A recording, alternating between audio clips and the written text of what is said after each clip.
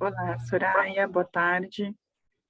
Boa tarde. Tudo bem? Já estava fazendo o teste da sala. Aí eu participei na terça, no consórcio doutoral, né? Acho que você tem que pôr o fundo, não tem que?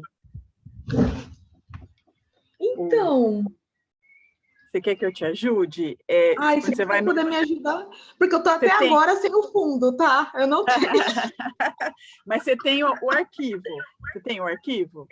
Possivelmente eu O tenha, mas pessoal deve ter te passado pelo grupo do WhatsApp. Eu deixa recebi eu pelo ver. grupo do WhatsApp. Dá uma olhadinha aí. É muita coisa para administrar. Não, a gente vai se ajudando, dá tudo certo. Deixa eu ver aqui. Para mim, eles mandaram, é que eu acho que eu não consigo colocar aqui, porque ele me manda por o OneDrive, aí fica uma confusão. Ah, aqui, Your Computer. Espera aí que eu te mando, ó. Acho que agora eu sei fazer. Não sabia.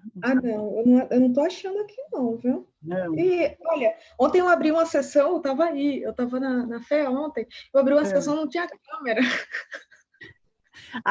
Depois falaram mesmo que alguns computadores deles mesmo lá não tinha, né? Não tinha câmera, eu nem, sabe, agora você me falou, deu aquele, sabe, estrala. Eu falei, gente, mas nem lembro de ter usado, realmente. Olha, possa ser que eu tenha recebido de algum momento, mas aqui eu não tô vendo, não. Deixa eu ver se tá no Não tá Drive. vendo? Eu também eu tô vendo aqui no meu, se eu consigo. Eu vou só fazer, enquanto você vê aí, eu vou fazer um teste, tá? Eu vou só Tá, colocar. tá. Eu vou buscar ele aqui também. Deve estar em outro lugar. Compartilhando. É no achei. Download. Eu tô me ouvindo. O trabalho, a gestão de conflitos na percepção de docentes e discentes de instituições de ensino superior.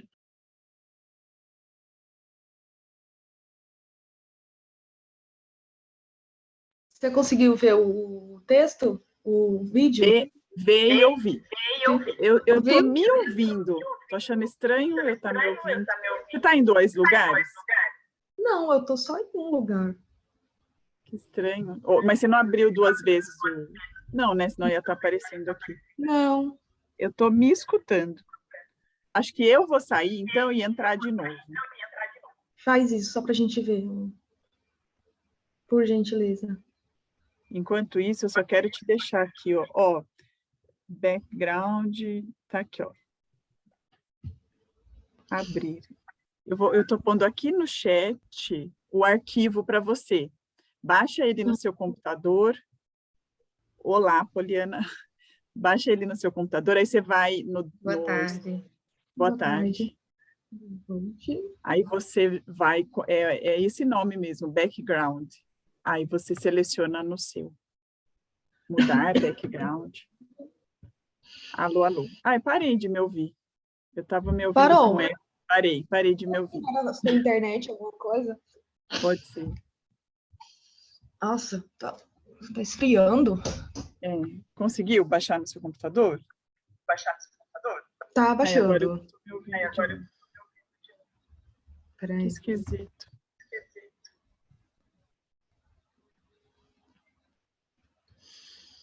Alô, alô.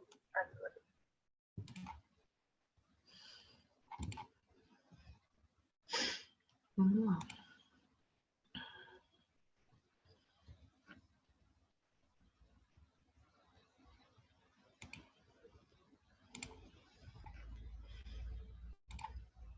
Só para eu ir me antecipando, aí você vai lá em participantes, aí tem o seu nome, né, em participantes. Aí quando você clica no seu nome, tem 3 pontinhos. Aí você vai em 3 pontinhos, tem editar. Ah, não, mas aqui é picture só, então não é aí não. Peraí. Stop E só tem vídeo. mais ativação. Então, na configuração é na configuração do seu Zoom, do seu perfil no Zoom. Configuração. do seu perfil. Pano de fundo. Pano de fundo, é isso mesmo. Aí você tem um maisinho assim, você seleciona. Mais.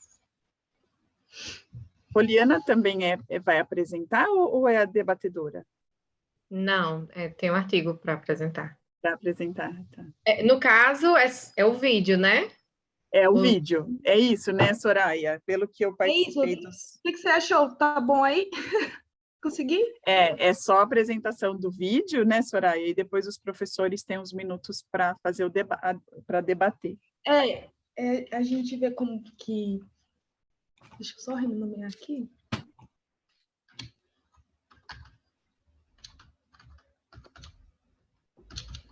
A Luciane está entrando.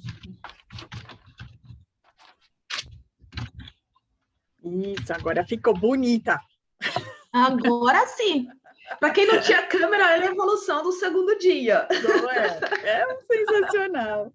O primeiro também que eu participei, fiquei um pouco nervosa. Aí no segundo eu já consegui falar bom dia. Então, nossa, nem fala, é só emoção. É gostoso, né? Porque é uma coisa diferente, né? E aqui é mais gente, né? Quando eu participei do consórcio doutoral, foram 2 apresentações, outra uma só. Então, tinha menos pessoas na sala. Mas é assim, aí dá vontade de fazer mais depois.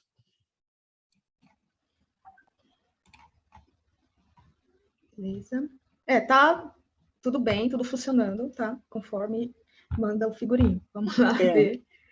Agora vamos esperar todo mundo, e aí eu vou chamar cada um pelo nome do artigo, tá? E aí a gente começa. Tá bom? Tá, joia. Então, mas acho que está faltando os debatedores, né? Deixa eu ver o nome deles aqui. Ai, não, peraí. Essa é a reunião, modalidade híbrida, na sala E2, certo? Certo. Debatedor assistente, Soraya. Debatedor suplente, Lúcio. Moderação, Fernanda. Universidade Federal de Santa Catarina. Deixa eu entrar aqui de novo. Dá uma olhadinha para você ver. Volto em 2 minutinhos, tá bom? Tá joia, tá joia. Lu, ainda parece que você está configurando o áudio. Não sei se você me escuta, mas aparece seu áudio como configurando. Caiu. Aqui. Deixa eu ver se ela mandou mensagem por aqui. Não.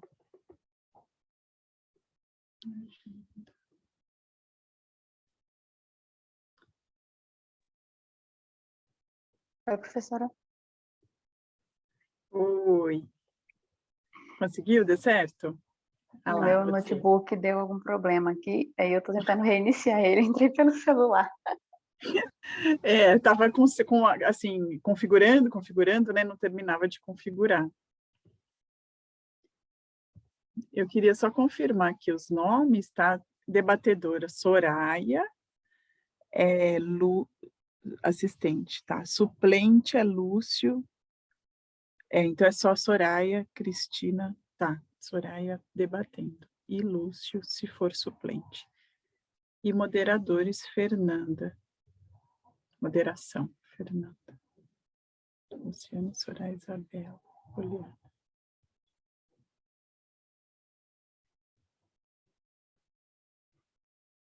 Soraya. Deixa eu avisar logo, porque se acontecer novamente, eu estou tendo muitas perdas de conexão. Alô? Oi, te escuto. Acho que é importante a Soraya, né? Voltei. Isso, avisar a Soraya, tá? Eu vi que tem alguém com dificuldade na conexão. O que é, por favor? Poliana, eu que estou falando. Eu vou avisar, Gabi. senão eu já caí 3 vezes aqui. A minha internet está funcionando para outras coisas, é só o Zoom que está, eu não sei o que está acontecendo. Aí só eu te para oriento. Tá, o que eu te oriento, quando você não precisar usar a câmera, você pode desligar aqui. Oi? Não estou entendendo. Você pode desligar sua câmera quando você não tiver em uso. Tá, mas mesmo assim, não entendi, Soraya. Alô? Vou escrever no chat melhor.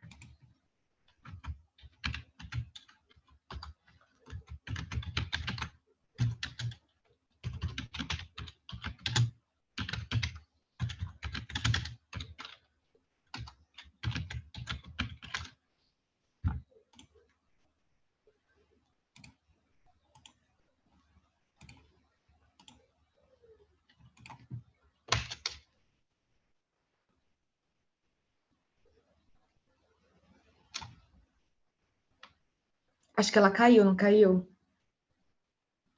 Caiu.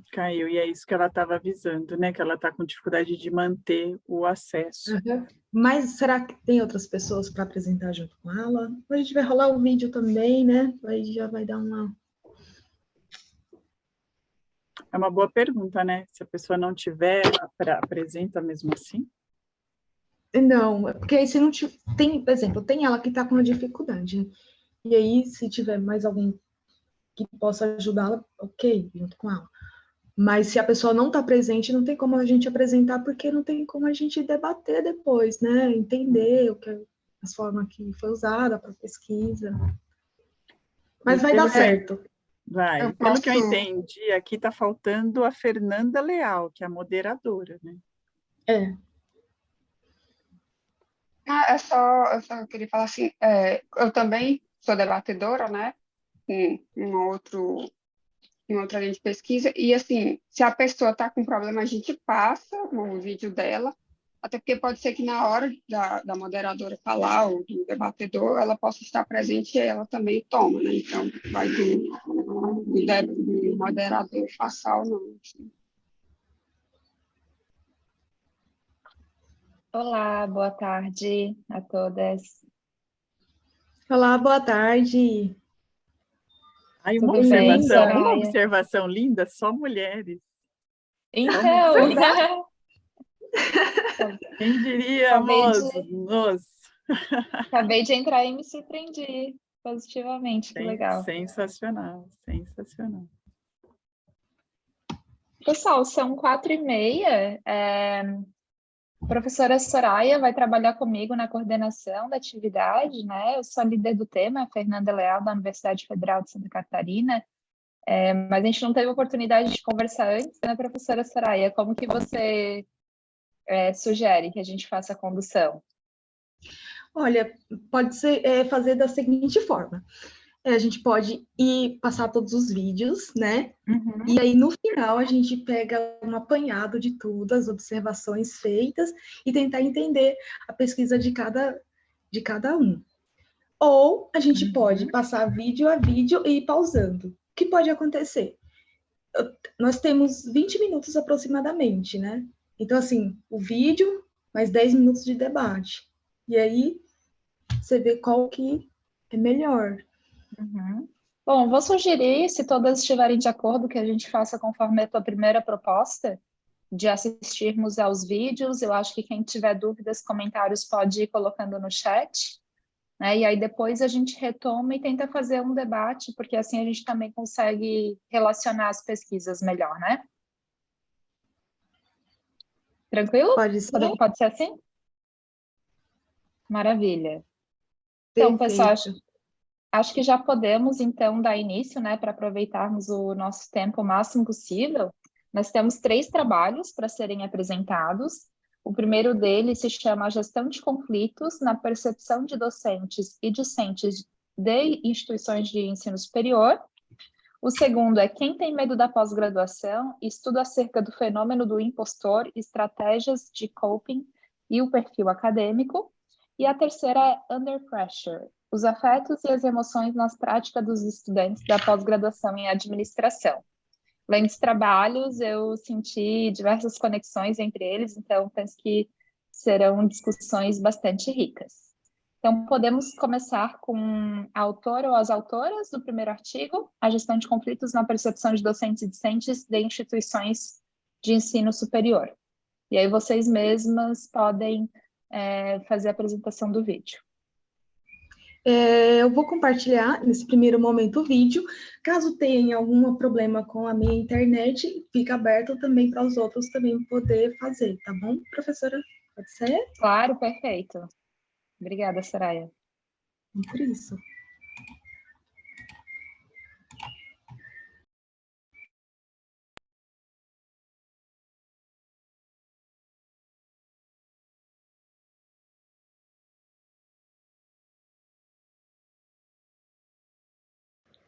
Olá a todos, eu me chamo Rafaela de Almeida Araújo, sou doutoranda em Administração e Controladoria pela Universidade Federal de Ceará.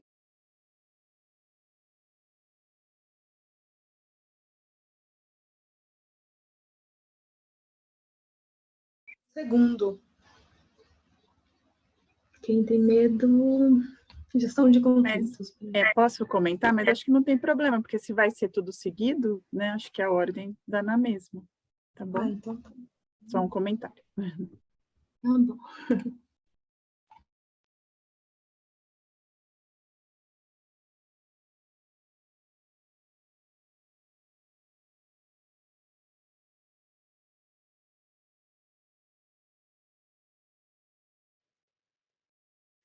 O trabalho, a gestão de conflitos na percepção de docentes e discentes de instituições de ensino superior, foi desenvolvido por Luciane Ferreira e por mim, Lidiane Mendes, e apresenta o tema conflito. Conceitua a gestão de conflitos, dando foco para suas funcionalidades. Os conflitos, eles existem em todos os contextos e ambientes onde há interação e relacionamento entre as pessoas, já que divergências de opinião e de interesse sempre ocorrem, e ao reconhecer o conflito como algo natural e possível de ser gerenciado, então é possível também obter seus benefícios, ou seja, ter, neste caso, um conflito funcional. O público-alvo dessa pesquisa foram pessoas que participam ou participaram de grupos de pesquisa formados em instituições de ensino, onde há interação entre docentes e entre discentes de diferentes níveis e formações. Os docentes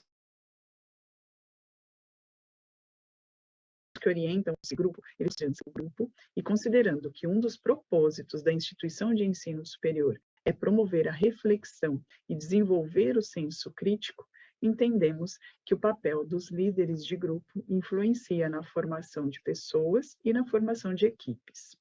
Diante do exposto, o objetivo desse trabalho é investigar e compreender a visão e conhecimento de discentes que integram grupos de pesquisa e docentes que são orientadores em instituições de ensino, a respeito da ocorrência e, principalmente, fontes de conflitos que podem ocorrer entre discentes e docentes, entre discentes e entre docentes e docentes.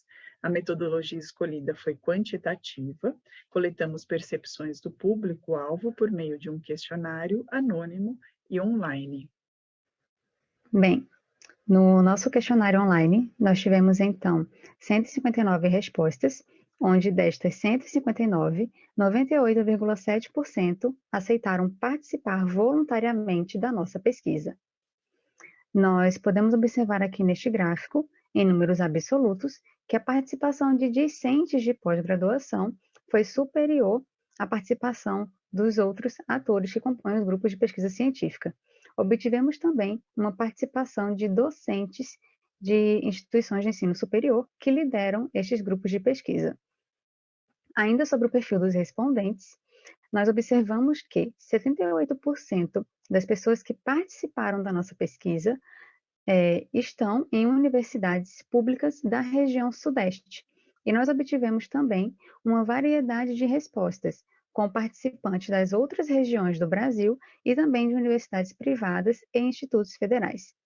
Este fato de termos mais participantes da região Sudeste pode ser explicado porque a região Sudeste é a que concentra o maior número de instituições de ensino superior credenciadas ao Ministério da Educação. Como principais resultados, nós trazemos aqui a frequência das principais fontes de conflitos apontadas tanto por discentes como por docentes. Na visão dos discentes, nós percebemos que a fonte de conflito apontada com maior frequência é a competição, enquanto que para os docentes, a fonte de conflito que aparece com maior frequência são as falhas no estabelecimento de limites. Apesar de haver essa divergência de opiniões em um primeiro momento, tanto discentes como docentes concordam que a segunda fonte de conflito que aparece com maior frequência são as falhas de compreensão. E os discentes também apontam as falhas no estabelecimento de limites, ali em segundo lugar, empatado com as falhas de compreensão. Então, observamos que as três principais fontes de conflito apontadas por discentes e docentes são a competição, as falhas no estabelecimento de limites e as falhas de compreensão.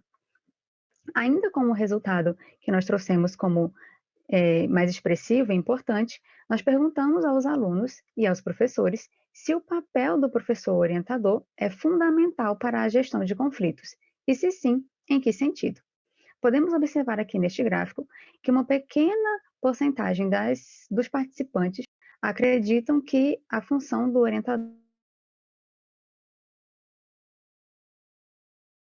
não é fundamental para a gestão de conflitos. Porém, observamos que a maioria dos respondentes concordam que o professor orientador é sim fundamental, seja para evitar a ocorrência de conflitos disfuncionais, seja para promover os conflitos funcionais ou gerir os conflitos disfuncionais, tornando-os funcionais. Sobre este ponto, Santos e Rabelo nos traz uma afirmação que diz que, na percepção dos discentes, o professor orientador atua como um líder, que tem a capacidade para administrar os possíveis conflitos interpessoais. Porém, a formação relacionada à gestão de pessoas ainda é algo em desenvolvimento entre professores de maneira geral, pois muitos ainda não assumem um papel de gestor. Como considerações finais, nós trazemos que a gestão de conflitos dentro dos grupos de pesquisa em instituições de ensino superior é um tema complexo que envolve as experiências vivenciadas pelos atores que compõem estes grupos. Percebe-se que o conflito é algo inerente à sociedade como um todo e também ocorre dentro dos grupos de pesquisa científica das instituições de ensino superior brasileiras. As falhas de comunicação, dificuldade em estabelecer limites e a competição são apontadas como as principais fontes de conflitos interpessoais nos grupos estudados, destacando-se também as relações entre alunos como as mais conflituosas. Observa-se também que os conflitos ainda são vistos de forma tradicionalista, visando que sejam evitados, pois são negativos para o grupo.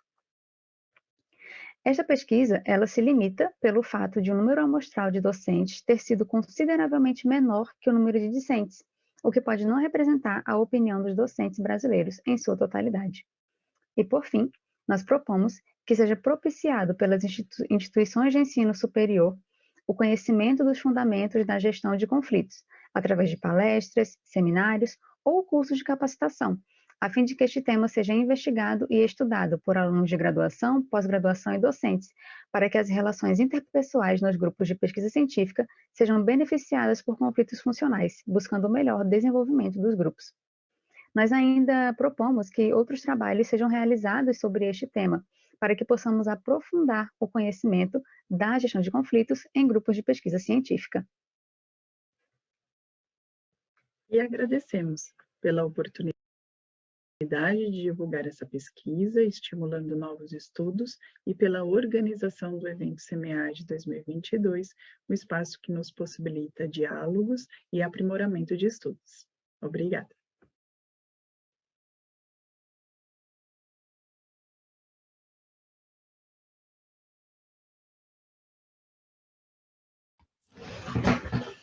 Ok, vamos para a segunda apresentação. Boa noite, povo lindo! Como é que vocês estão? Pessoal, estou tão feliz. Vocês estão me escutando aí, tá? Tá tudo tranquilo? Como é que tá o áudio? Me diga aí. Tudo tranquilo? Acho que começou um outro vídeo, Soraya. Peraí, só um minutinho. Eu acho que é porque a sessão é híbrida. Peraí. Então, Eu parei de compartilhar, né? Sim, tá me escutando? Boa noite. Sim, Soraya, a gente está só ouvindo o áudio mesmo. O áudio tá bom? O áudio tá tranquilo? Tudo ótimo, né? João Pessoa, Recife, Rio, Natal. É que se não para o vídeo, Fortaleza, se não para Brasília. Eita, que tem gente ele de uma pessoa continua, massa. Tá? ele entra no outro YouTube. Olha lá, no outro vídeo. Isso, isso.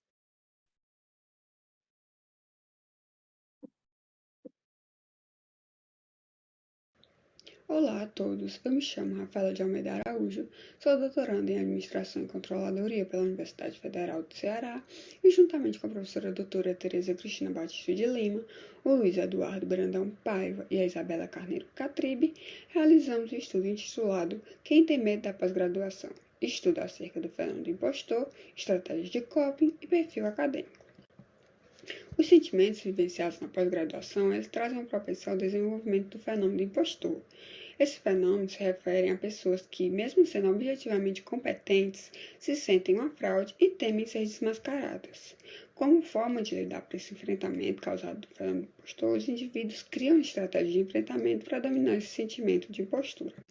Diante disso, tem-se como pergunta de pesquisa qual a relação entre o fenômeno do impostor e as estratégias de coping com o perfil acadêmico na pós-graduação em negócios.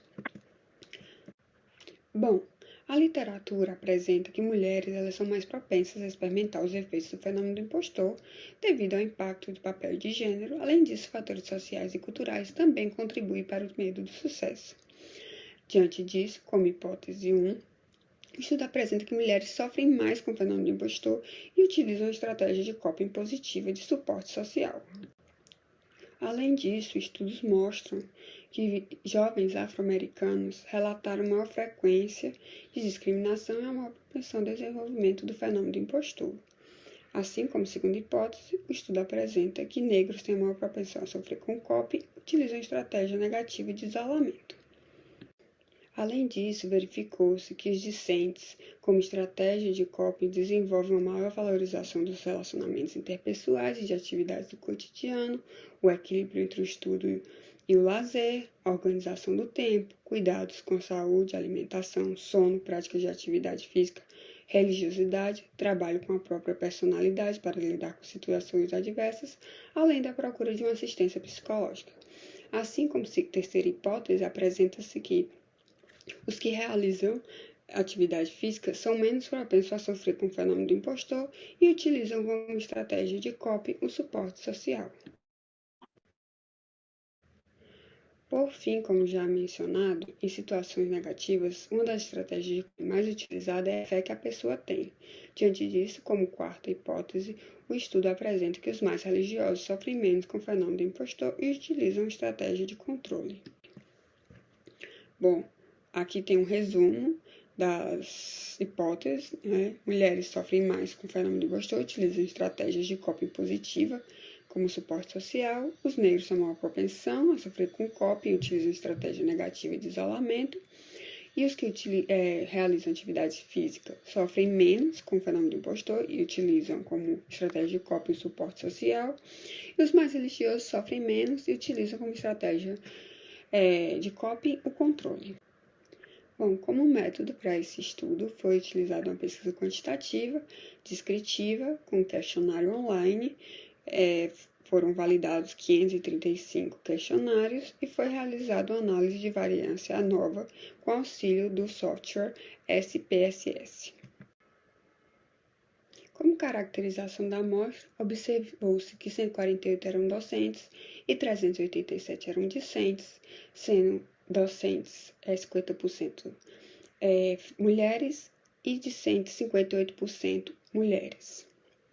Em relação ao nível de escolaridade, a maioria dos discentes, 47,5%, tinham um mestrado acadêmico em andamento e entre os docentes, o doutorado concluído. Em relação ao estado civil, entre os discentes, a maioria eram solteiros e os docentes casados. Os docentes, em sua maioria, tinham filhos, 74%, e os discentes, a maioria, não tinham filhos, 70,5%. Em relação à análise fatorial do fenômeno do impostor, encontrou-se 2 fatores, o primeiro, falsidade e subestimação, e o segundo, sorte. Já no coping, a análise fatorial resultou em 4 fatores: controle, suporte social, recusa e isolamento. Em relação à primeira hipótese, observou-se que as mulheres sofrem mais com falsidade e subestimação e que estas utilizam como estratégia de coping o suporte social, suportando assim a primeira hipótese.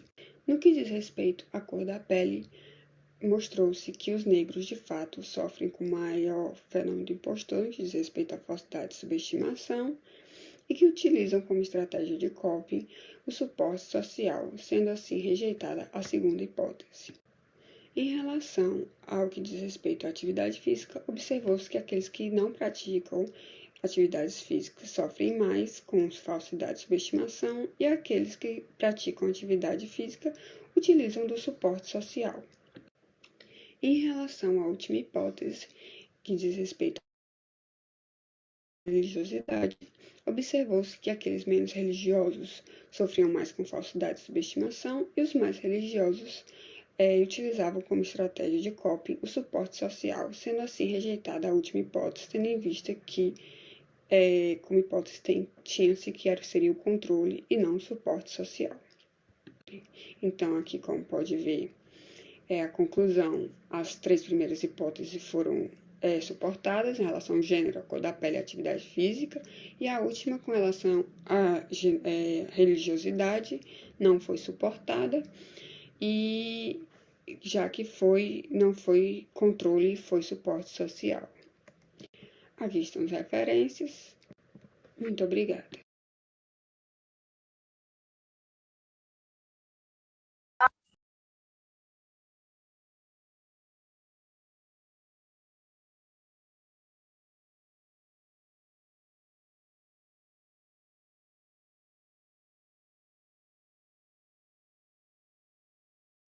Pessoal, só lembrando vocês de já colocarem nos comentários as dúvidas no chat, que depois vai ficar melhor de resgatar. Meu nome é Poliana Torres e junto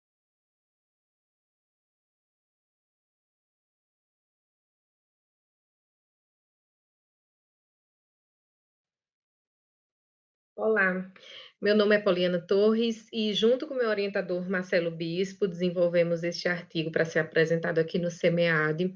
Esse artigo é oriundo dos dados da minha tese de doutorado. Vou compartilhar a tela de apresentação aqui com vocês.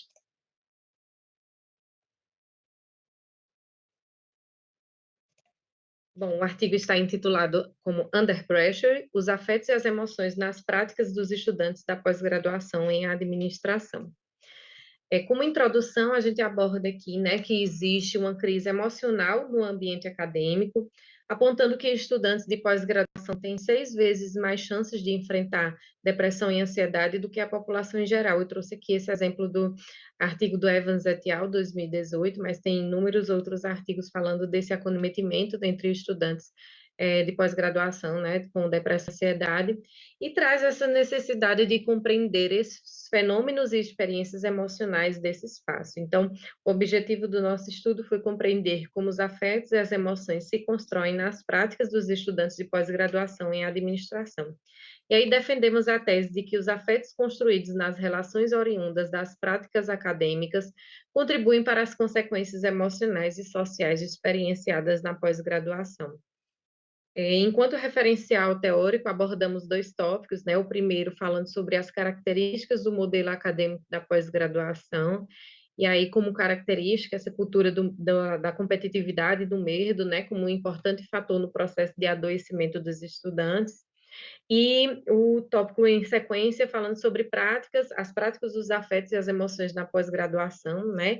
E aqui entendemos afetos como fenômenos relacionais modelados em interações mútuas, né? Do afetar e ser afetado, e emoções como a sequência recorrente dessas interações afetivas que são codificadas culturalmente. Como método, utilizamos a história oral temática, e aí foram realizadas, no total, 32 entrevistas para a tese, e aqui selecionamos 12 trechos de 12 entrevistados para ilustrar o argumento dessa pesquisa, né, sobretudo porque essas 12, elas serviram para exemplificar as conclusões que chegamos nessas 32 entrevistas. Então, os registros contemplaram estudantes de mestrado e doutorado das regiões Nordeste, Sudeste, Sul e Centro-Oeste do Brasil. e os diálogos aconteceram online, por meio do aplicativo de videoconferência Zoom, no período que compreendeu de 4 de novembro a 12 de dezembro de 2020. Alguns trechos das entrevistas foram separados por índices temáticos, né, que consideramos sensíveis aí, e que representam como as relações afetivas se desdobram nas narrativas dos estudantes. E aí esses tópicos que são abordados no artigo foram nomeados como adaptações iniciais, pressões de expectatividade, xenofobia, sexismo, racismo, maternidade e questões pessoais e financeiras, como essa arena, né, em que essas relações afetivas elas aconteceram. Então, a ideia das relações de afetar e ser afetado envolve a dinâmica de análise dos mútuos impactos das relações estabelecidas nas práticas da pós-graduação estudadas e narradas. Então, o ambiente da pós-graduação e suas práticas, eles são preenchidos com diversas fontes de interações afetivas e revelam a concreta natureza das dinâmicas afetivas estabelecidas.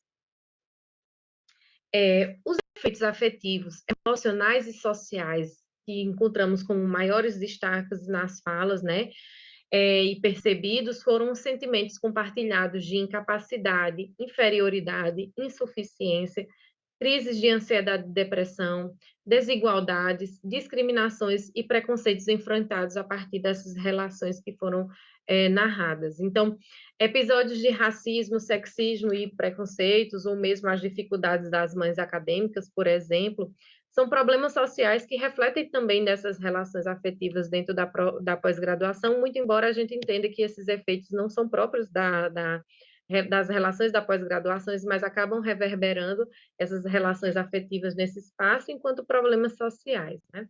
Então, os discentes e as práticas da pós-graduação estão entrelaçados por meio de fluxos de experiências que afetam os estudantes emocionalmente, né, e exigem considerável energia mental, emocional e física e representam uma fase intensiva das suas vidas. Então, enquanto conclusão, né, entendemos que o debate a respeito de saúde mental dos estudantes de pós-graduação ainda é abordado de forma superficial e abstrata, né, sobretudo expondo aí esses números, principalmente de ansiedade e depressão, mais numa perspectiva patológica, e entendemos que o debate ele não está deslocado das condições materiais e sociais da vida do estudante de pós-graduação, né? Então, apenas psicologizar questões emocionais dos estudantes faz com que a gente desconheça os fatores sociais que vão anteceder a experiência, né, que afetam, de fato, as práticas dos discentes. Então, foi comum nas falas dos estudantes de pós-graduação a referência a sentimentos de incapacidade, insuficiência, inadequação ou mesmo de inferiorização instalados por meio das relações de afetos construídas nas práticas acadêmicas. No entanto, percebemos que esses sentimentos eles têm lugares para se instalar, né, que são aqueles corpos tidos como inadequados a um perfil acadêmico que atende o dito à excelência. Então, são comuns as falas, né, de estudantes mulheres, mães, nordestinos e nordestinas, que habitam a região do eixo sul-sudeste, estudantes negros e negras, homossexuais, pessoas empobrecidas e tantos outros e outras mais vulneráveis socialmente e financeiramente. Então, foram comuns às falas dos estudantes esses sentimentos. Então, como se trata de um problema estrutural, exige políticas públicas de intervenção, né? E em termos de avanços nas estruturas da pós-graduação para se tornarem mais inclusivas, a gente aponta que é preciso acontecer um movimento de uma mudança pela educação com a tônica de um processo mais coletivo e menos individualizado. Essas foram as principais referências utilizadas aqui para a apresentação e obrigada a todos e todas pela atenção.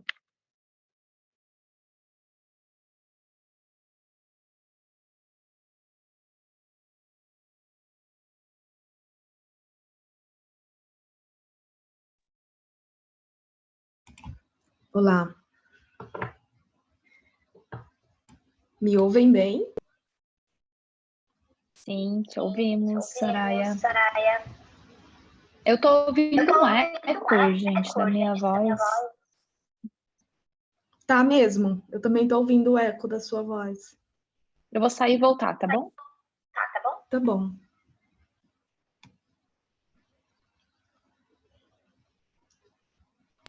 Posso fazer um teste também, ó? O meu também tá. Ou agora não, agora parou. Também estava. Tava quando a gente... Se a gente deixar no mute, aí acho que não acontece isso. Pode ser uma forma, se ela voltar ainda a continuar.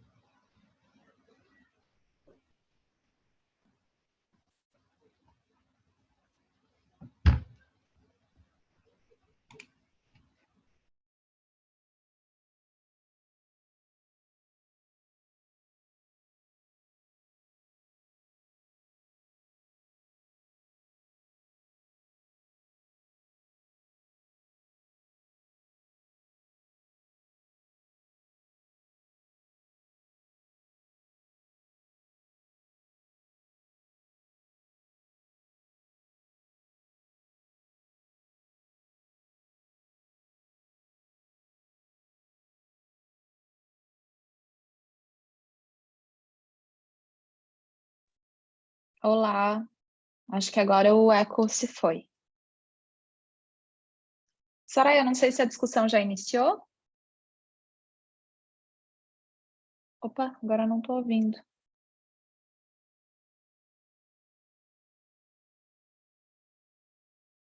Olá, olá. Então, Agora sim. Soraya, não sei se a discussão já iniciou. não ainda. Estávamos aguardando. Legal, desculpa, pessoal. Agora acho que está tudo tranquilo. É que com eco não dá, né? A gente não consegue prestar atenção no que está falando. Muito bem. Eu coloquei 2 provocações ali no chat. Acho que a gente poderia começar com as autoras, né, fazendo referência a essas provocações. E aí, em seguida, a gente dá continuidade no debate. O que acham? Só que eu saí da sala e eu perdi as perguntas aqui. Eu vou colocar de novo, tá bom? Perfeito. Só um minutinho. Em relação ao trabalho da Luciane e Lidiane, né, eu fiquei bastante curiosa com a motivação que elas tiveram para estudar a gestão de conflitos no contexto específico da universidade, porque a gente percebe que, muito embora quem está no ambiente universitário saiba que existem múltiplas formas de relações de poder em exercício, não se fala tanto sobre, né? Justamente pelas possíveis consequências, né, de abordar essas questões. Então, se a Luciane, não sei se a Luciane, a Lidiane, se a Lidiane puder falar um pouquinho sobre... Ah, a Luciane está aqui também, legal. Estou aqui também. Eu acho que eu posso começar falando, e aí a professora Lidiane, se ela quiser complementar, ela foi a minha orientadora. Então, eu vou falar como surgiu a ideia, assim, né? Primeiro eu vou falar quem eu sou, né? Eu sou a Luciane, eu sou aluna de doutorado, mas eu não sou da área de administração, eu sou da área de ciências agrárias. E eu faço doutorado no campus da USP, aqui em Piracicaba, né? Que é a ESALC, Escola Superior de Agricultura Luiz de Queiroz. E eu decidi fazer um MBA em gestão de pessoas. E aí foi onde eu conheci a professora Lidiane. E por que eu decidi fazer um MBA em gestão de pessoas? Porque eu percebi que dentro, né, da pós-graduação, isso é um assunto que não se fala, assim. Existem os professores, né, que nos orientam, e eles veem os alunos de doutorado e mestrado, principalmente nessa área de ciências agrárias, só como alguém que está ali para cumprir um trabalho e, assim, não leva em consideração o lado da pessoa em si, né? Tá nem aí para as suas emoções, se eu tá motivado ou não tá motivado, sim, eu quero o resultado. E aí, dentro do MBA, eu fui conhecendo um pouco mais sobre essa área, e eu percebi que, no meu grupo de pesquisa científica, existiam muitos conflitos que eram conflitos velados, assim. todo mundo sabia que tinha algo estranho acontecendo, mas ninguém falava. E quando a gente leva essa questão para o professor responsável, ele respondia assim: esse é problema de vocês, vocês têm que se resolver. Eu não me meto em picuinha de aluno. E assim, não era picuinha de aluno, às vezes era algo que, se o professor tivesse essa sensibilidade, né, de perceber que ele podia interferir em algumas coisas e auxiliar 2, 3 alunos ao mesmo tempo, poderia ser resolvido da melhor forma. E aí eu percebi que isso não acontecia só no meu grupo. Eu divido o apartamento com mais outras moças que também fazem doutorado, e aí todas elas relatavam a mesma coisa. Sempre chegavam reclamando de algo que aconteceu no laboratório, e, meu professor poderia ter ajudado e não ajudou, e aí a pessoa fica sendo prejudicada. E aí eu pensei, é um tema que pode ser explorado. Eu conversei com a professora Lidiane na época do meu TCC, e eu vi que não tinha nada a respeito disso na literatura. Aí eu entrei em desespero, falei, e agora, né, o que a gente pode fazer? Mas a gente conseguiu, né, construir um trabalho, não foi assim um trabalho, meu Deus, né, que trabalho maravilhoso. Até vendo as apresentações das meninas aqui, eu fiquei, meu Deus, que vergonha. Meu trabalho é tão, meu Deus, pequenininho, simplesinho, e as meninas tudo, hipótese disso, hipótese daquilo, e na literatura isso, na literatura aquilo, e eu, meu Deus, o que eu estou fazendo aqui? Mas a motivação principal foi essa, assim, foi a minha vivência na pós-graduação, porque na minha graduação eu tive um grupo de pesquisa que era completamente o contrário, a gente tinha essa sensibilidade maior da nossa orientadora, que inclusive ela sempre ajudava a gente em tudo, assim. Antes que houvesse uma competição, algo ruim no laboratório acontecendo, ela usava os conflitos para promover o crescimento do grupo. Então, ela ensinava a gente a debater as ideias, a um escutar o outro, né? Tipo, eu posso não gostar da pessoa com quem eu trabalho, mas como nós dois podemos trabalhar para que o grupo cresça?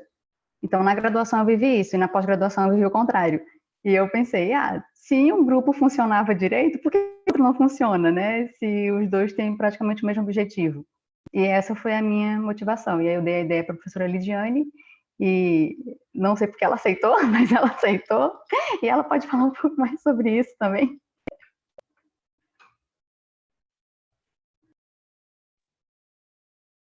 Não sei se tem tempo, Fernanda, mas complemento, sim. Obrigada, Soraya, porque é um tema muito importante, né? Eu trabalho também com negociação, o que envolve gestão de conflitos, e acredito que a gestão de conflitos ela pode ser muito bem, se bem administrada, né? Isso que está até reforçado no trabalho, bem administrada, ela traz benefícios, né? E ela traz uma construção de todos. Então, justamente por ter poucos trabalhos relacionados a isso, eu vejo um grande peso nesse trabalho que a Luciane desenvolveu e que chegou até aqui. Então, acho que tem um grande valor, sim, e desperta, né? A Luciane quer seguir a área acadêmica, eu estou na área acadêmica desde sempre, então, acho que desperta para nosso perfil e nosso comprometimento, né, diante da formação de outras pessoas e nossa mesmo, né, porque a gente está em transformação constante, né, aprendendo o tempo todo. Legal, parabéns a vocês pelo desenvolvimento do trabalho. Como sugestão, talvez, de uma possível continuidade do trabalho para publicação em revista ou, enfim, de qualquer outro projeto relacionado, seria legal pensar em aportes teóricos que pudessem contribuir para justificar por que tais conflitos ocorrem, né? A gente vê isso um pouquinho não, bastante mais desenvolvido na tese, né, da Poliana, até porque é uma tese doutoral, então isso é esperado de uma tese, né, teorizar sobre, mas eu penso que a partir de outros trabalhos relacionados, se não sobre gestão de conflitos especificamente, mas sobre relações de poder nas organizações e na instituição universitária propriamente dita, vocês possam ter alguns insights de possíveis aportes teóricos que possam dar um subsídio maior para o desenvolvimento das análises, né, do porquê que isso ocorre no contexto universitário, por que não se fala sobre, né, quais medos que estão por trás disso, né, mas muito legal, bastante pertinente o trabalho, parabéns.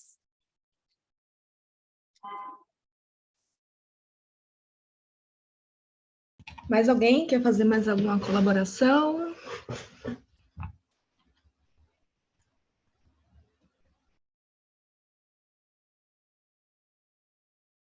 Damos Ok, continuidade, então, pessoal. professora, vamos dar...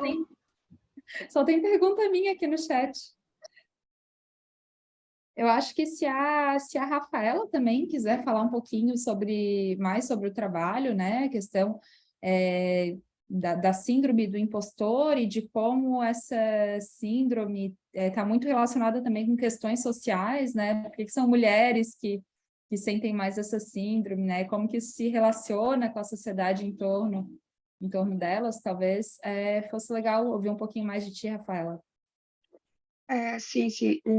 A apresentação era 8 minutos, eu tentei ser o mais sucinta, assim, porque eu regravei algumas vezes para entrar assim, dentro do tempo. Esse trabalho, ele é uma parte da minha dissertação de mestrado, atualmente eu estou no doutorado, e quando eu entrei assim, eu já tinha um acesso à iniciação científica, mas quando eu entrei no mestrado, eu me deparei muito com questões de que eu não tinha visto essa questão do poder, tanto entre alunos, como entre alunos e professores, e isso me interessou muito, e eu comecei a pesquisar e vi essa questão da síndrome do impostor, né, que é quando você é de fato bom, mas você sente uma fraude. Então, você pode ter certos pensamentos que justifiquem o local que você está. Eu estou aqui no doutorado, mestrado, foi sorte, foi porque, né, deu alguma coisa e eu acabei entrando. E também, como a gente já sabe, assim, muitas publicações, a gente vê muita questão do publicar o parecer, né? Perecer, ou seja, a pessoa tem que estar sempre publicando para ela estar sempre vista, você tem que tem esse super produtivismo. Então, com essas questões que me tinham dentro de mim, desse se sentir uma fraude, como as outras pessoas estavam se sentindo, já que parecia que estava todo mundo muito bem e só eu estava um pouco que surtando por estar entrando ali, eu decidi, durante o mestrado, fazer essa pesquisa para entender de fato como são esses medos, essa questão. E aí, uma das questões que eu analisei foi se as características de uma população elas afetariam ou não, ou seja, negros, mulheres, e quais são as estratégias que eles usariam para superar essas questões. Então, eu vi questão de religiosidade, como se pegar com a fé para lidar com aquilo, a questão de ter uma atividade física, isso te ajudar a superar essas questões. Então, eu fiz essa relação, né? A gente conseguiu uma amostra muito boa, que foi válidos, foram mais de 500 questionários, e que foi muito legal, muita gente participou, e não só participaram respondendo questionário, como muitos me mandaram e-mails depois dizendo, olha que bom que isso está sendo pesquisado, eu me identifico, isso acontece comigo, eu já tive problemas com o meu orientador, que é um pouco do que a Luciane falou um pouco na pesquisa dela, então tudo isso você meio que se via assim um pouco acolhido e vê que meio que está todo mundo passando pelas mesmas situações assim. Uma coisa que me ficou muito era se esse curso tem mais a ver com a questão de business, ou se de repente, por exemplo, como ela falou, ciências agrárias já são mais colegas e existe um outro sentimento, e isso foi uma coisa que pensei em fazer para estudos futuros, mas para mim ficou muito assim, eu queria muito enxergar essa igualdade, né? E eu realmente vi que muita gente passa por isso, é normal, é natural você ter esse primeiro enfrentamento ali quando você se vê dentro da pós-graduação, do seu produtivismo, e que realmente as pessoas buscam enfrentar e realmente para continuar cursando, né, o mestrado, o doutorado, e foi muito legal, assim, a pesquisa, os resultados, apesar de ter sido uma pesquisa quant, que eu sou mais do quali, eu tive essa parte qualitativa de livre e espontânea vontade, e foi uma pesquisa muito legal, assim, dentro ali do meu mestrado e do meu tempo de 2 anos que eu tinha ali para concluir toda a pesquisa, né?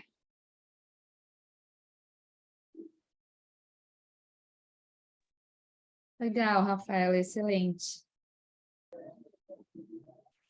Bom, eu tinha também colocado aqui uma pergunta para a Poliana, super relevante a pesquisa, e eu me questionei, né, se esses achados também se relacionam e se ela conseguiu explorar um pouco desses achados, a relação deles com o histórico predominantemente elitista da universidade pública, né, que faz muitas vezes com que as pessoas que hoje integram essas instituições não se sintam como parte delas, né, porque historicamente não foram vistas dessa forma.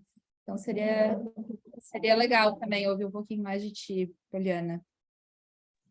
Sim, sim, boa tarde. Espero que eu não caia novamente. Boa tarde, todas e todos. Excelente, Fernanda. Eu exploro isso, como eu respondi aqui no chat, isso mais na tese, né? No artigo eu foquei somente, enfim, nas histórias, nas relações, para tentar explicar, né, a tese em si. Mas acontece, sim, a questão da elitização, e aí essas pessoas nesses espaços se sentem como esses espaços lhes foram negados, né? Então, ainda essa barreira está sendo ainda rompida, né? Eu não diria que enfim, está se caminhando para que esses acessos e essas possibilidades elas se abram para, enfim. Enquanto as meninas estavam falando, eu fiquei pensando aqui na interseção, né, dos nossos trabalhos, porque corrobora um pouco aí com o que a Luciane traz, né, da questão dos conflitos. Ela diz que, enfim, se sentiu motivada para estudar sobre isso a partir do que ela via, do que ela percebia, muito foi muito do meu trabalho também, Luciane, nesse sentido. E aí construir, né, essa ideia de que a pós-graduação é essa arena, né, em que esses afetos são construídos, né, nas relações, e que contribuem para essas consequências emocionais, que é o que a Rafaela traz também, né, que traz aí e sociais experienciadas na pós-graduação, que tem algumas, assim, os nossos resultados, eles batem, né. No entanto, eu tenho um cuidado, principalmente da Rafaela, com relação à síndrome, ou então de patologizar demais os estudantes. Eu tive, assim, a nossa perspectiva do trabalho foi muito mais nas questões sociais, porque fica parecendo que é você que tem o problema, que você que está carregando a síndrome, né? E, na verdade, a gente sabe que tem a influência toda dessas questões sociais que a gente explorou, né, tanto no artigo quanto na tese, que fazem, que não é à toa, né, que esses sentimentos, que essas consequências, elas acontecem. Então, a partir desses afetos que são construídos. Então, é isso. Professor Marcelo, estou vendo, está aí, lá na sala, assim, meu orientador do doutorado.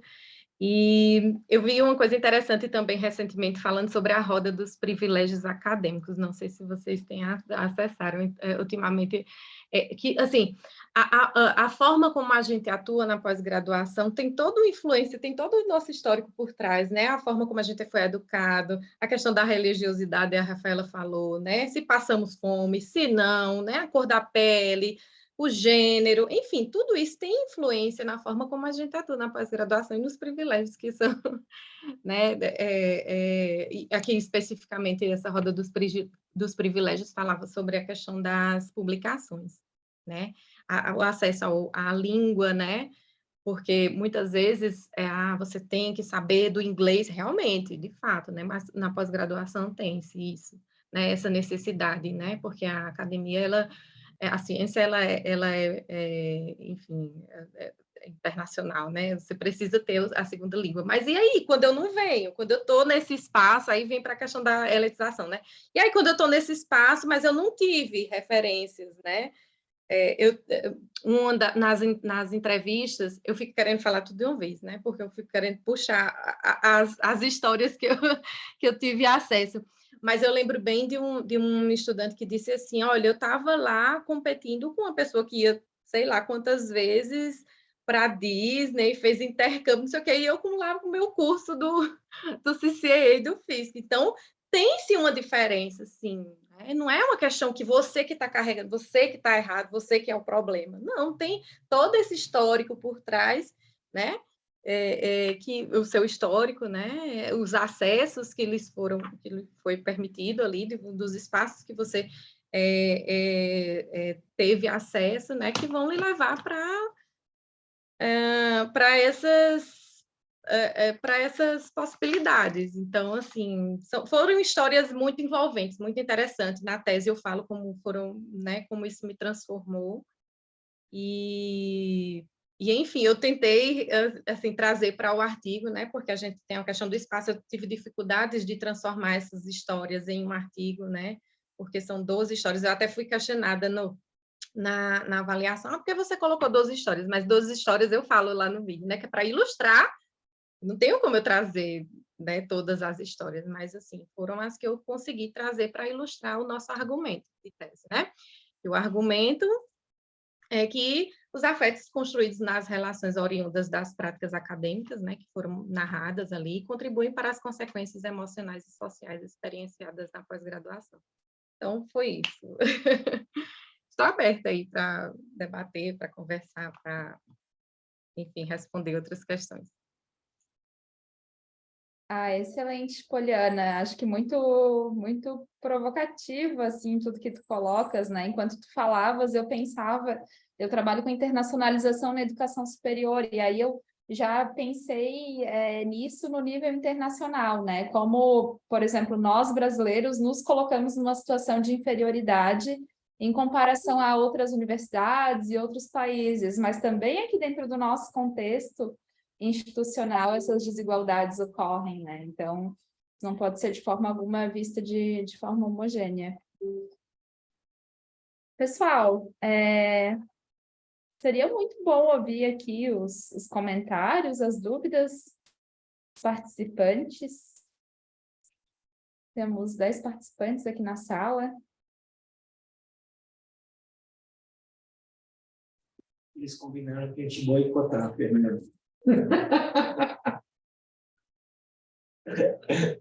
Como é que é? Não, desculpa. Eles falaram que eu te boicotar. Falaram, não, vamos deixar a Fernanda lá sozinha, que aí ela... Me ajuda, Marcelo. Queres falar um pouco do trabalho que tu desenvolveste, fazendo a orientação da Poliana também? Da tua perspectiva? Quer falar, Marcos? Pode ser? Pode. Aí seria legal você vir aqui, ó, na frente, porque a câmera e o microfone ficam melhor. Você vem aqui, igual na aula mesmo. Se vocês estiverem aí na feia, essa Mas isso, Marcos. a câmera é inteligente, tá? Não, vem, pode senta aí, ó. Onde ela consegue acompanhar vocês. Ela é inteligente. Aí consegue me ouvir já. Olha, viu? É chique demais isso daí. Eu tinha uma pergunta somente para a Poliana e para a Rafaela. Poliana, em relação a emoções e afetos, eu achei muito, muito boa essa pesquisa, em especial porque esse é um tema, é uma dimensão escondida, né, ou esquecida, como dizia lá o francês, ou renegada ou envergonhada, né? A gente sente emoção de maneira um pouquinho envergonhada, tipo, eu estou com muita raiva, mas isso é coisa minha, é pessoal, e tende-se a diminuir isso, tentar resolver só pessoalmente, e é um campo em que as emoções afloram e influenciam muito, né? Tantas pessoas têm dificuldades de relacionamento com colegas, às vezes com orientação, às vezes com coordenação, e isso impacta o trabalho como um todo e a qualidade de vida. Mas, enfim, como você fez entrevista com muita gente, né? 32 pessoas, 12 aí no trabalho, eu queria saber se nas falas das pessoas você percebeu alguma iniciativa em algum lugar do Brasil, que somente o Norte não apareceu na sua pesquisa, de ação positiva em relação a essas questões. Existe alguém relatou algum tipo de iniciativa positiva para tentar minorar essas dificuldades, em especial dificuldades de relacionamento, de vivência das emoções e afetos.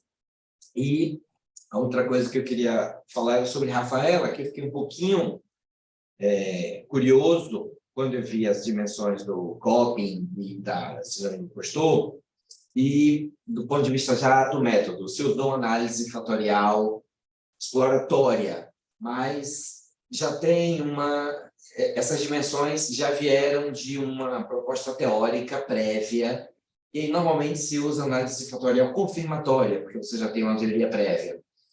Foi uma escolha sua fazer análise fatorial exploratória? Tem alguma motivação de repensar dimensões que estão na literatura para ter escolhido a exploratória? E também eu vi que você usou a nova, e a nova é uma grande dificuldade a gente conseguir usar a nova, porque ela tem exigências de pressupostos, né, muito duras, né? As exigências de normalidade e de não colinearidade, enfim, acaba que a gente tenta e raramente a gente consegue usar a nova nos estudos por causa das características mesmo das respostas dos nossos campos de estudos. E aí eu vi que foi a sua escolha para fazer a análise. Então, queria deixar essas duas coisas aí para a Paulinha e a Rafaela. Obrigado. Eu sou Marcos Gilberto, sou de Salvador, sou do Instituto Federal da Bahia. Boa tarde, professor Marcos. Assim, Marcos, é muito pertinente você começa a sua fala levantando, né? A gente às vezes coloca a emoção, as emoções de lado, e etc. Imagine isso na literatura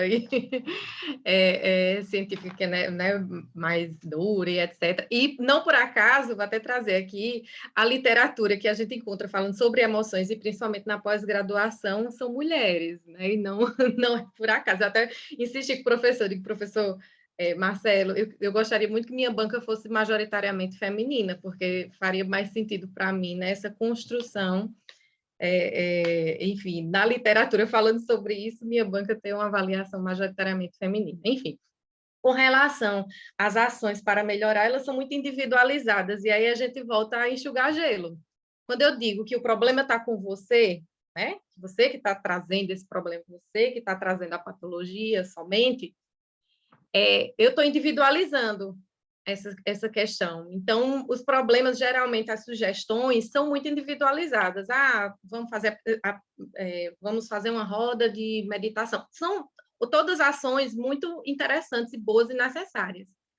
Mas, a partir do momento que a gente individualiza, a gente deixa de debater de ampliar essas questões que são sociais, né? E solucioná-las. Então, assim, quando eu penso, geralmente as ações para melhorar são muito individualizadas. Eu pratico uma atividade física, nas falas, né? Busquei, ou deixei muito de fazer, ou busquei mais, ou eu tive que fazer muita terapia. Então, é a questão muito individualizada, entende? Então, você está enxugando o gelo, porque você não está indo para o problema em si, né? Ações mais coletivas, eu vejo, por exemplo, a questão do Parenting Science, né, com a questão das mães na pós-graduação, né, que tem ações muito concretas, assim, para a inclusão, né, de acessibilidade a mães na pós-graduação, porque nos espaços, por exemplo, isso é colocado, a gente coloca na tese, que nas falas as mães tinham muito medo, né, de levar, ou de dizer que tinham filhos, e etc. Teve uma que disse, não, eu tive vergonha de dizer que eu estava grávida ali na pós-graduação, porque parece que esse espaço ele não pertence, né, não lhes pertence. Então, as ações do Parenting Science são bem interessantes, assim, e de ações bastante concretas de forma mais coletiva, né? Mas, geralmente, nas falas, as soluções são buscadas individualmente, né? Ainda, assim, de modo geral, que eu pudesse falar. Não sei se respondi, professor. Claro, eu gostaria de ter conhecido as ações do Parenting Science, porque durante o meu doutorado, a minha filha teve um problema de saúde bem exigente, e eu fui conversar com o orientador e disse, olha, eu preciso de um prazo, de um tempo, por causa disso, e o que ele me falou foi, nossa, eu nunca vi um pai pedir tempo por causa de saúde dos filhos, são sempre as mães a pedirem esse tempo, ou seja, as mães estão ainda com a responsabilidade sobre elas de darem conta também dessas outras dimensões da vida, apesar de outras pessoas estarem ao redor, normalmente apenas a mãe acaba sendo sobrecarregada. Agora também estão as ações afirmativas, né, com relação aos acessos de estudantes negras e negros, né, como cotas. Eu acho que está numa transição, assim, está recente também, né, esses acessos. Então, é outra, vamos dizer assim, é outro ganho coletivo, assim. E agora, o que me preocupa não é somente o acesso, mas a permanência, né? Porque existe, se a gente consegue identificar episódios de racismo, né, não é só garantir o acesso, né? Mas como é que essa pessoa vai, né, permanecer ali, né? Porque os episódios de racismo que foram relatados, e não foram poucos, né, são muito, assim, assustadores, né? Então, não é somente o que me preocupa com relação a isso, não somente é só o acesso, mas a permanência, como é que essas pessoas vão, né, romper essas barreiras que eu falei no início aí.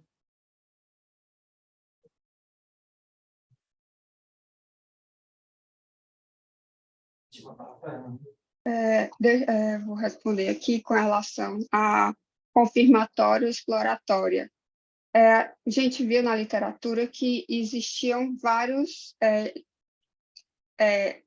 nomes, digamos assim, né? Vários o construto do fenômeno do impostor, ele tanto que existe o fenômeno, existem conceitos que vão para o fenômeno do impostor e tem os que vão para a síndrome do impostor, que é justamente isso que a Poliana chegou a comentar, né?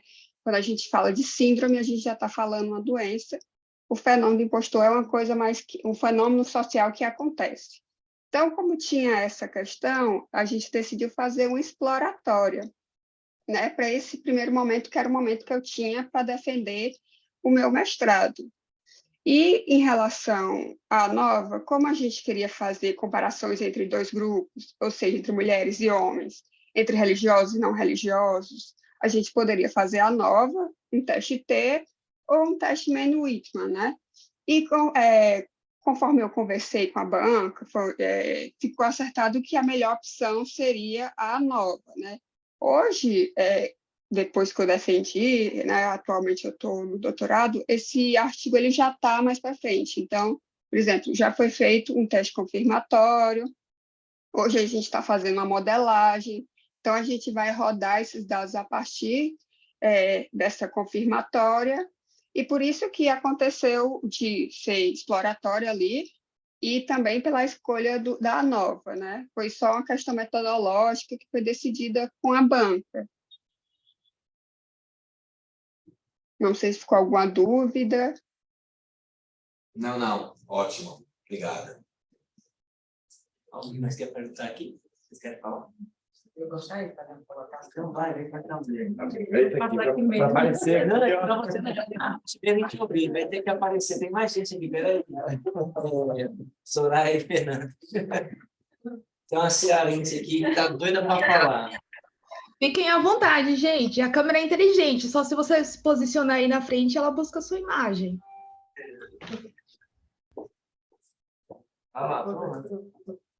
Boa tarde, sou Sheila, da Universidade Estadual do Ceará, e me chamou bastante a atenção a questão do conflito, né? Fato, e eu achei interessante quando trago a questão para se discutir não só da parte psicológica, porque a gente sabe, a imprensa não divulga a questão do suicídio entre os alunos, né, de mestrado e doutorado. Tem um caso último, nesse semestre em Salvador, de um jovem que me chamou bastante atenção lá no PPGA. Né? E essa questão de você trazer, foi Rafael, né?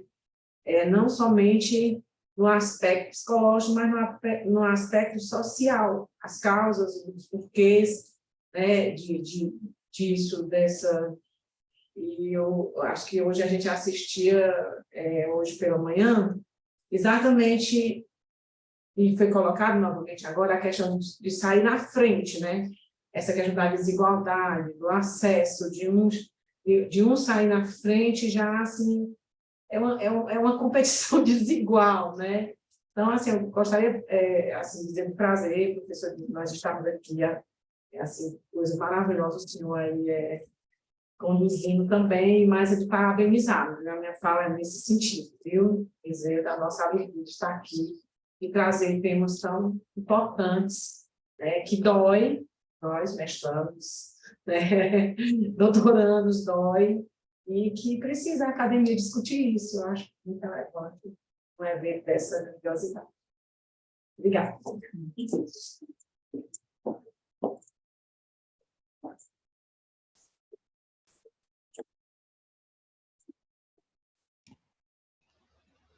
Temos mais algum comentário do pessoal que está na USP? Ou aqui online?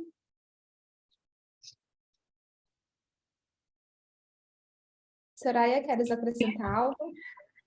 Fiquem à vontade, tá? Nós temos tempo para isso, que se alguém quiser fazer mais alguma colaboração sobre os artigos, fiquem à vontade. Quem tiver também online, também aí, na USP, também pode entrar e pode fazer também a colaboração, tá bom? Tá bom, vou fazer um comentário.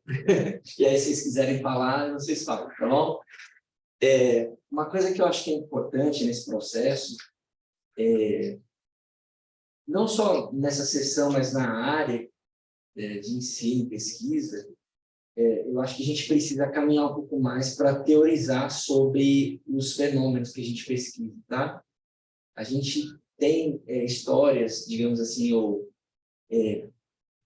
se envereda num universo empírico muito interessante e conta coisas muito interessantes. Só que a gente precisa dar um passo além, eu acho. Qual que é esse passo? Dialogar teoricamente para mostrar como é que a gente faz para contribuir teoricamente para dar uma substância nisso, para não ser só um divã, sabe? Que a gente compartilha histórias e que essas histórias são válidas, aí a gente escolhe métodos para validar essa história, seja quântico, seja quadro, mas tem uma outra etapa que eu acho que e daí, né? O que significa isso? Então, por exemplo, no nosso caso, só para dar um pitaco aqui, quando eu estava conversando com a Poliana, uma das coisas que chamou já no final, ela estava quase para defender, na tese, tem alguns textos escritos sobre isso, muitos dos problemas que a gente encontra na pós-graduação, eles ficam escondidos debaixo do tapete, até aí não é uma novidade. Mas aí qual que é esse tapete, né? O tapete que a gente estava olhando é o tapete da excelência acadêmica. Então, em nome da excelência acadêmica, se permite fazer uma série de coisas. Entende? Então, ok, conflitos são importantes, eu acho que eles são importantes para a gente conseguir ter democracia, né? Para manutenção da democracia, a gente precisa dos conflitos, porque se não tem conflito, não é democracia, né? A gente silencia os opostos. E os conflitos são importantes para a gente ver que existe alteridade, ou seja, existe o diferente, o outro.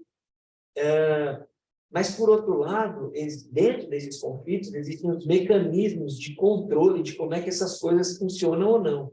Algumas são mais ostensivas, ou seja, a gente vê, por exemplo, do assédio sexual, do racismo, às vezes sim, às vezes não, né? Mas outras coisas são mais sutis. Então, essa coisa que o Marcos estava falando da licença para assuntos particulares, da gravidez, que foi mencionado aqui, isso são formas sutis de violência, né? Violência simbólica mesmo. E aí foi um pouco que a Poliana disse, que é legal, eu não sei depois se a Poliana quer comentar sobre isso ou não, que ela estava falando e eu estava sorrindo aqui, né? Por dentro. E quando a Poliana a gente foi começar a trabalhar, a Poliana já queria trabalhar com esse negócio das emoções. Ela é a menina emocionada, né? e a minha consultora para assuntos estéticos também é a Poliana. Professor, bote uma fitinha na cabeça. Professor, combina isso com aquilo. Ela gosta dessas coisas, né? Estou te dedurando aqui para todo mundo. E era interessante porque eu nunca esqueço numa dessas orientações, foi num café, assim. Aí eu falei, Poliana, você já parou para pensar que as emoções não são nossas? Ela olhou para minha cara e ficou assim, como é que é, prof? Nem as emoções são minhas, nada é meu nesse mundo. Eu falei assim para ela, né? ué, por que quando uma pessoa morre você chora? Eu falo, ué, não é normal? Eu falei, mas será que em todo lugar do mundo, quando uma pessoa morre, as outras choram? Aí ela falou, não, né, tem lugar que não, eles fazem festa e comemoram. Então, a partir de um fato, existem formas da gente sentir, perceber a emoção por meio de sentimentos diferentes, diversos, né? E aí eu achei legal dela falar isso, que a pós-graduação, esse lugar não me pertence, ela se colocando no lugar das pessoas, né? Porque é isso, assim, a gente acha tudo muito normal, normaliza as coisas, naturaliza essas coisas, e aí vários dos assédios morais, o sexual é muito evidente, então, ainda que tenha alguma coisa mais escondida, mas quando ele é pego, é implacável. Mas vários assédios morais dentro do ambiente da pós-graduação, a gente naturaliza, assim. Né? Assim, na minha época era assim também, para de frescura, né?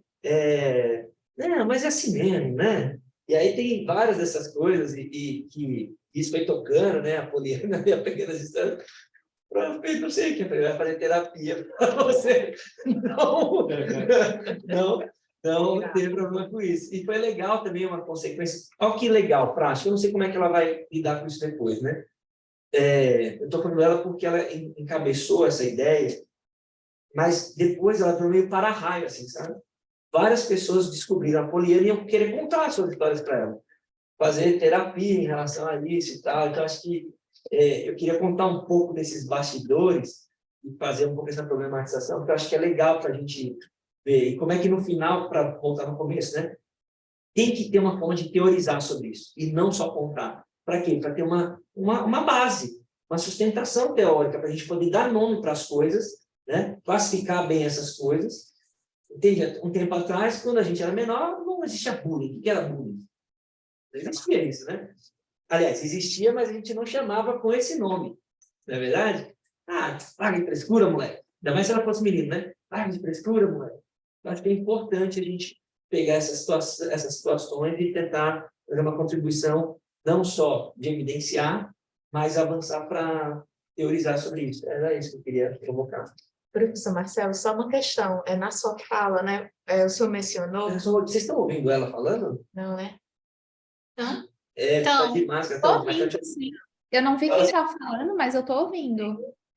Eu me chamo Socorro, né? Eu sou do PPAC da Universidade Federal do Ceará, estou vendo aqui a Rafaela, que foi minha colega numa disciplina do mestrado e doutorado juntas. Boa noite, foi um prazer assim, ouvir vocês, né? Eu cheguei um pouco atrasada, não ouvi todo mundo. Mas assim, o professor falando da Poliana, né? Disse que ela era muito procurada pelos alunos para fazer uma escuta, né? Em relação ao que eles passavam na pós-graduação. E aí, Poliana, eu quero saber de você, algum professor procurou você nesse período para fazer escuta? E quando a gente fala assim, e daí, né, como é que a gente chega para o programa, como é que o programa se sensibiliza em relação a isso, quais são as atitudes diante dessa problemática, né? Então, acho que é uma questão assim, é uma questão que eu me preocupo também, porque a gente discute muito sobre isso, a gente conversa com os colegas sobre isso, né? E muitas vezes se chega ao coordenador, até mesmo tenta um diálogo com o orientador e você não consegue, né, uma ponte assim. Então, acho que também é interessante a gente observar esse outro lado. Eu fiquei curiosa em saber se tinha ou não tinha uma escuta para eles, viu, Poliana? Até tem, né, Poliana? Talvez, eles é que não chegam. Sim, sim. Desculpa, eu não ouvi teu nome. Socorro, Poliana. Socorro, eu escutei que você era do Ceará. Então, Socorro, assim, a proposta da pesquisa era ouvir professores, coordenadores e os estudantes. Assim, diante da complexidade, né, enfim, das conversas, principalmente com os estudantes, a gente acabou focando, né, a construção da tese apenas com as narrativas dos estudantes. Talvez a posteriori seria interessante fazer esse confronto no sentido assim do confronto de dados, né? Porque a gente tem várias disciplinas, né, que ensinam a docência, como pesquisar, etc. Não tem algo dizendo assim como você vai ser um orientador futuramente, né? Então, você acaba replicando práticas anteriores, né? E isso, com seus orientandos, com seus alunos, com seus, né, enfim, com as pessoas que você se relaciona. Então, assim, a questão da escuta, eu espero que tenha falado sobre, assim, tenha respondido, Socorro, foi nesse sentido que a gente acabou estrategicamente, diante da complexidade das narrativas, focando apenas nos estudantes. Embora tivesse sido necessário a gente assim, ter conversado também com coordenadores e professores, até porque a gente está falando de práticas acadêmicas, né? As práticas acadêmicas não são só dos estudantes. O professor Marcelo está orgulhoso dessa minha fala, não está não, Marcelo?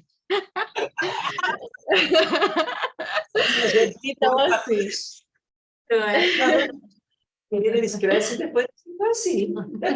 Pois é, tá vendo? Aprendi com o senhor muitas coisas, né? Enfim. E uma delas, né, foi justamente esse confronto, que não era confronto, era essa provocação que Marcelo sempre me trazia, assim, de dizer, olha, as emoções não são suas, não são nossas. E eu fiquei assim, meu Deus do céu, e agora? O que é que eu vou fazer com isso? E realmente, depois de toda a construção, eu entendi isso. Não é de imediato que você entende sobre isso, né? Depois de toda a construção, enfim, das experiências, né, que eu entendi nesse sentido. Com relação às experiências de pesquisa, aí é uma outra, vamos dizer assim, é uma outra fala, né? Porque a pesquisa, ela, como eu falei, ela foi muito transformadora, assim. E foi uma fase muito difícil, porque não é fácil escutar as histórias, não foi fácil para mim, eu vou contar para vocês, vou falar a verdade aqui, não foi fácil absorver, porque eu até coloco na minha metodologia, né? Eu narro isso na minha metodologia, que o primeiro contato você tem impacto com as histórias, de ouvir, né? E você se sente meio na pele da pessoa. Então, sabe quando você está assistindo um filme, você sente aquilo que o personagem, né, tá sentindo, etc. Então, teve muito dessa simbiose. E depois, assim, a sensação de ser voz para essas histórias. Tanto é que eu tenho uma experiência para contar do Enampade do ano passado, que foi, assim, eu não esperava. Eu estava contando, eu estava falando, trazendo uma das falas das minhas entrevistadas, e, assim, eu me emocionei, assim, foi completamente inesperado aquilo, eu não conseguia continuar, porque na hora me veio o olhar triste dela, sabe, todas as sensações ali, eu estava sendo aquela porta-voz, eu estava sendo voz daquela história ali naquele espaço. Então, foi muito transformador nesse sentido, a pesquisa, né? A pesquisa, assim, ela nos transforma. Que bom que ela nos transforma nesse sentido e me deixou mais próxima, justamente como o professor falou, assim, eu fui meio que esse para-raio, eu digo, não, vamos, vem cá, vamos, eu tenho que mostrar isso aqui, as pessoas têm que saber disso, a gente tem que mudar isso. Então, foi muito nesse sentido, mobilizador, né? Da pesquisa. Então, assim, eu tenho essa experiência para trazer, para contar para vocês também. Obrigada. Professora Fernanda? Nossa, é muito, muito rico esse teu relato, Poliana. E aí eu fico aqui pensando quanta coisa que tem em jogo e que acaba silenciando essas pessoas, né? Dentro da universidade e especificamente da pós-graduação, né? Quanto que a pessoa está abrindo mão, muitas vezes, para estar cursando o curso de mestrado, de doutorado, né? Se sujeitando a ter uma bolsa num valor que não é suficiente para viver no país. Então, fazendo muitos sacrifícios e sendo silenciada com medo de colocar esses sacrifícios em riscos, né? Então, muito importante o teu trabalho. Parabéns a você e o Marcelo. Mais alguém gostaria de fazer algum comentário, pessoal? A Luciana ficou quietinha depois, né, Luciana? Desculpa, não ouvi, Marcelo. Falei que a Luciana ficou quietinha. Ela podia falar mais, que eu gostei dela falando. Verdade. Não, eu fiquei aqui só aprendendo com os trabalhos.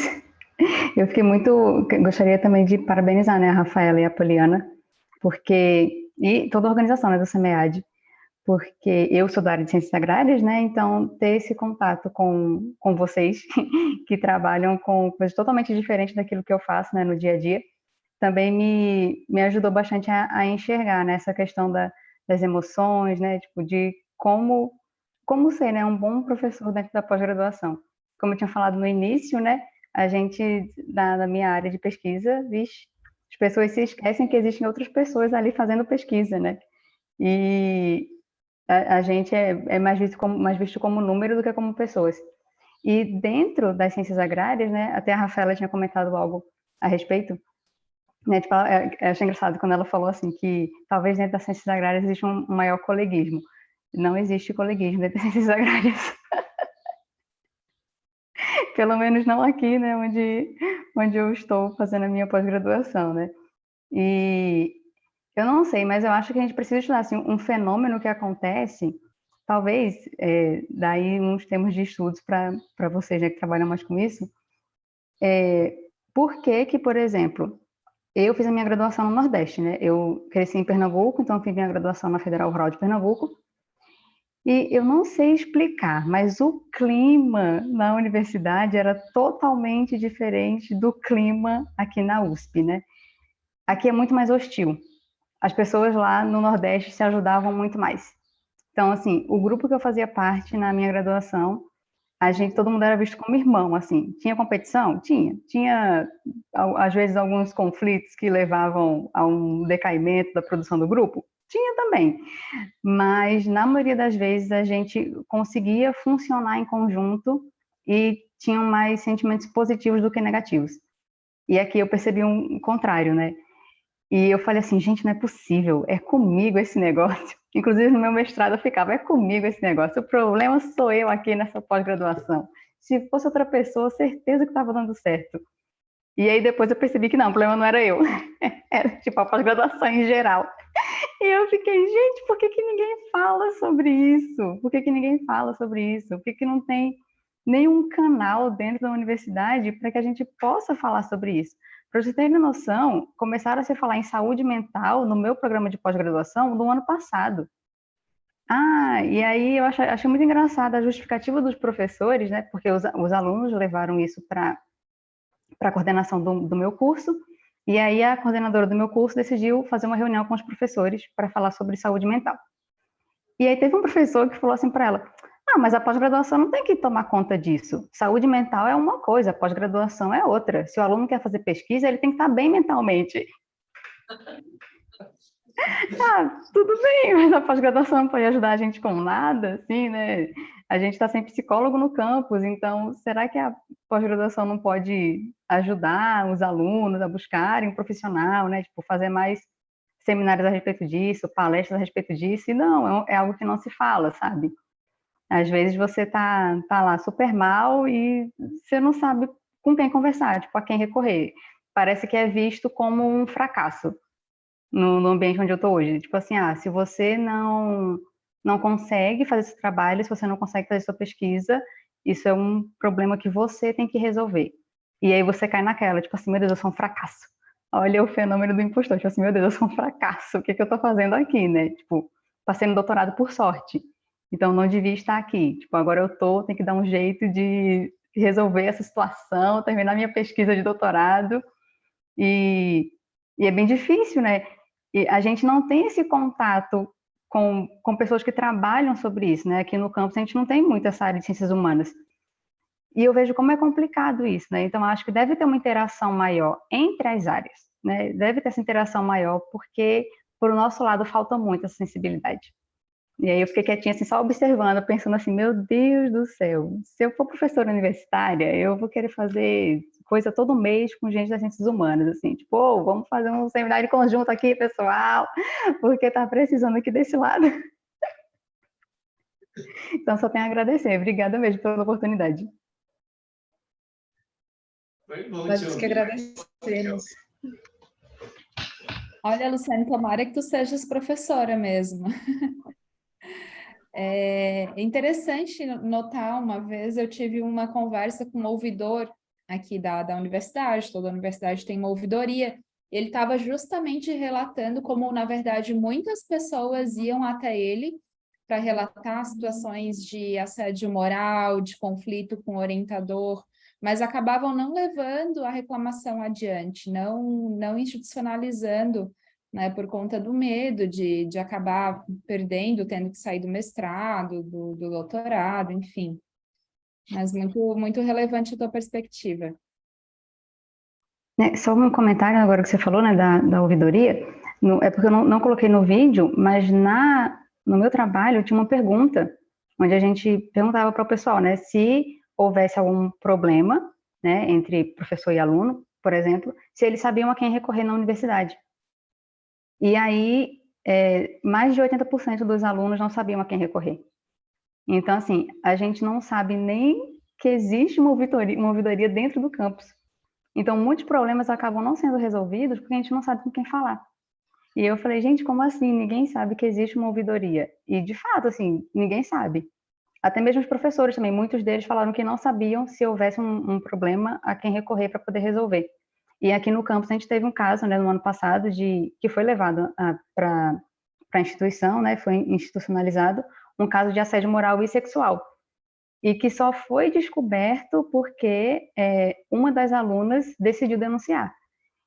E aí, quando ela fez a denúncia, apareceram umas 15 meninas que também tinham passado pelo mesmo com o mesmo professor e que ninguém sabia.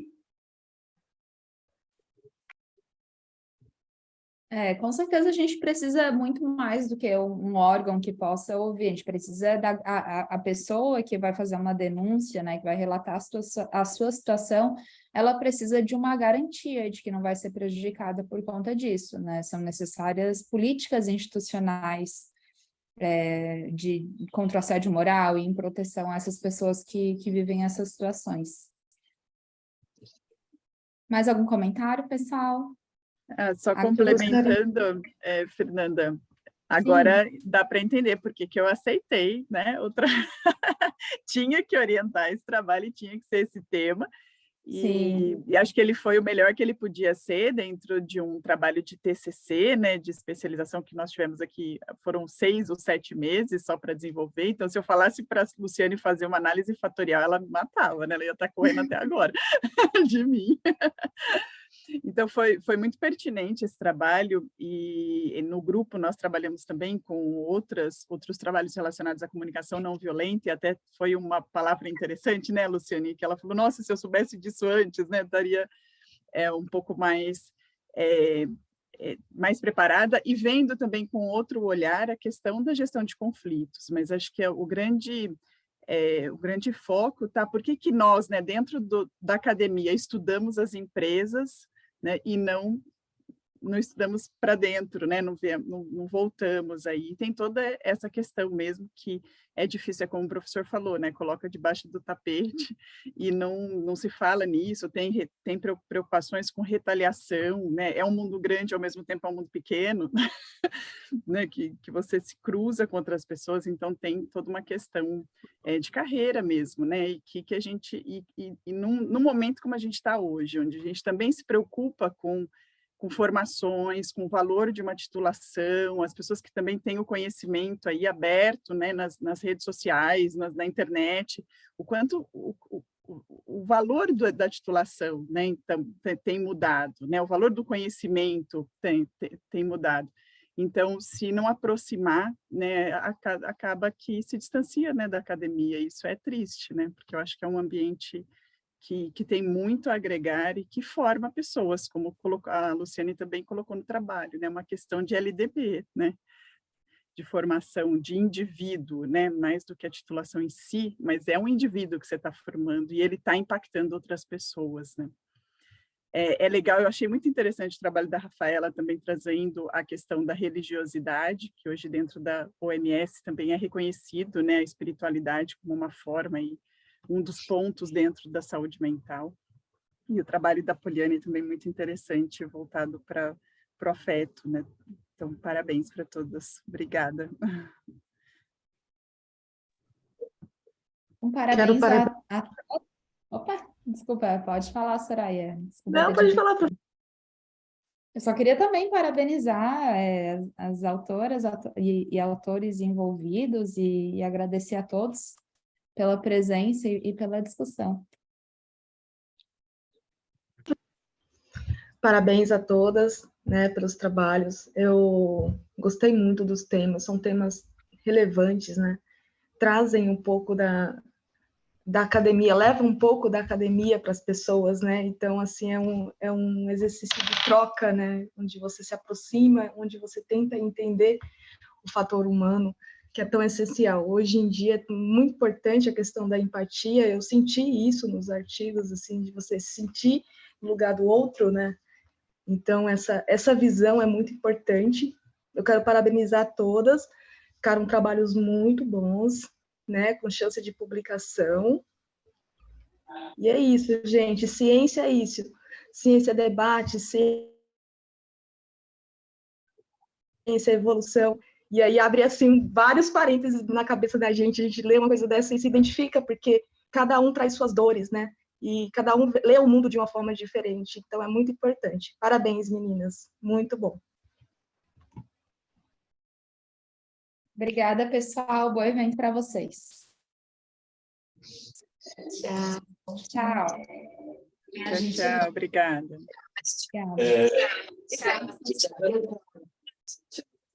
Vou dar tchau para quem está aqui.